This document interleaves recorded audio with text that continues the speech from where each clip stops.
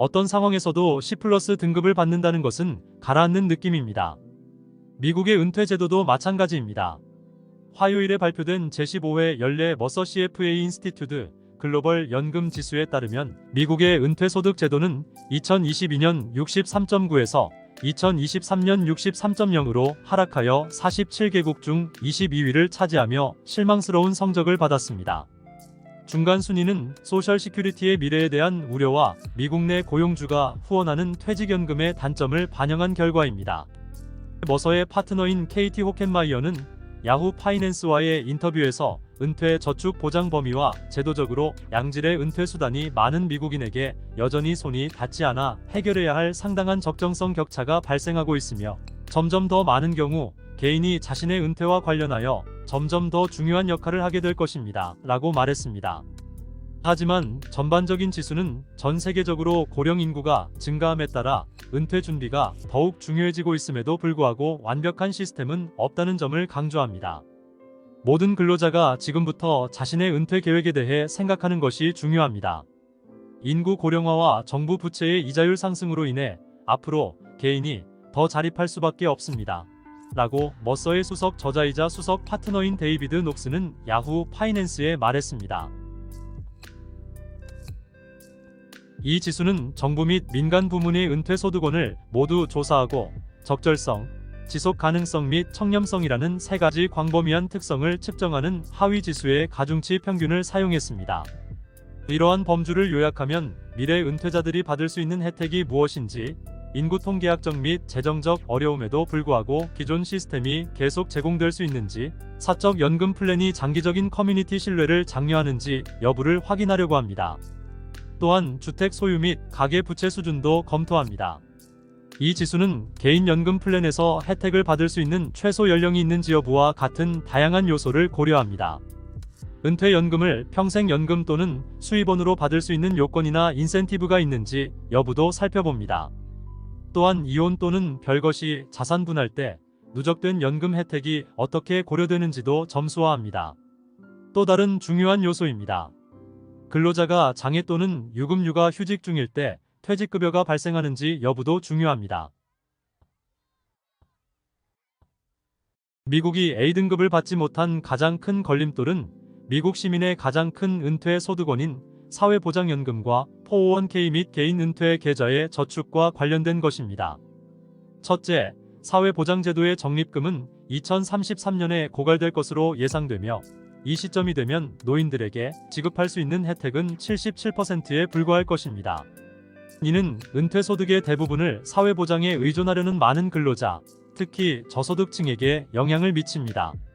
둘째, 일부 주에서 이 문제를 해결하기 시작했지만 기근로자는 고용주 시스템에서 제외되어 미국 근로자의 절반, 약 5,700만 명이 401k 플랜과 같은 고용주 제공 플랜을 이용할 수 없습니다. 안타깝게도 근로자가 고용주가 후원하는 플랜을 이용할 수 없는 경우 스스로 행동하지 않는 경우가 많습니다. 고용주가 제공하지 않는 경우 근로자의 5%만이 퇴직 저축 계좌를 개설하기 위한 절차를 밟습니다. 근로자가 고용주가 후원하는 플랜을 이용할 수 있는 경우 참여율은 72%로 급증합니다. 401k 플랜 자동 가입은 가입률을 높이고 총 은퇴 저축액을 늘리는 데 도움이 되었지만 더 많은 고용주가 이를 도입할 필요가 있습니다. 최근 피델리티 인베스트먼트의 보고서에 따르면 현재 자동 가입을 제공하는 고용주는 4곳 중 1곳에 불과합니다. 미국의 또 다른 은퇴 문제는 미국인들은 대출이나 현금 인출을 통해 은퇴 저축을 조기에 인출할 수 있으며 이는 미래의 재정적 안정을 해칠 수 있습니다. 그리고 은퇴 저축을 약탈하는 근로자의 수가 증가하고 있습니다. 지수 작성자들은 미국의 순위를 높이기 위해 저소득층 퇴직자에 대한 사회보장 혜택을 인상하고 모든 퇴직연금 가입자에 대한 혜택의 기득권을 개선하며 퇴직 전 자금에 대한 접근을 더욱 제한하여 인출을 줄이고 퇴직연금의 일부를 소득원으로 가져가야 한다는 요건을 도입할 것을 제안합니다. 미국이 중간 정도라면 은퇴와 관련해서는 누가 선두를 달리고 있을까요? 바로 네덜란드입니다. 네덜란드의 은퇴 제도는 전체 지수 점수 85점으로 A를 받았습니다. 아이슬란드와 덴마크가 2, 3위를 차지했습니다. 아르헨티나는 지수값 42.3으로 가장 낮았습니다. 한국의 은퇴연금인 국민연금만 믿고 있기에는 불안함이 커 보입니다. 한국 정부에서도 국민연금 제도 개선에 대해서 고민이 필요한 시점이라고 생각이 되네요. 네덜란드가 높은 점수를 받은 이유 중 하나는 모든 근로자가 개인연금과 공적연금 계좌를 모두 가지고 있기 때문입니다. 공적연금은 현재 개정 중이지만 네덜란드에서 거주하고 일한 기간에 따라 모든 퇴직자에게 정액으로 지급됩니다. 고용주는 모든 근로자에게 연금을 제공해야 하는 의무가 있습니다. 또한 근로자는 은퇴소득을 위해 할당된 자신의 투자로 저축할 수 있습니다. 하지만 보고서의 저자들은 완벽한 제도는 없으며 모든 제도가 도전에 직면해 있다고 지적합니다. 가장 큰 문제는 전 세계적인 인구 고령화입니다. 우리는 18세 미만 인구보다 65세 이상 인구가 더 많은 시대에 접어들고 있습니다. 여기에 인플레이션과 금리 상승까지 더해져 전 세계의 연금 플랜은 큰 타격을 받고 있습니다. 미국을 포함한 많은 국가에서 은퇴 보장에 대한 책임이 개인에게도 점점 더 커지고 있다고 CFA 인스티튜트 사장 겸 최고 경영자인 마가렛 프랭클린은 말합니다.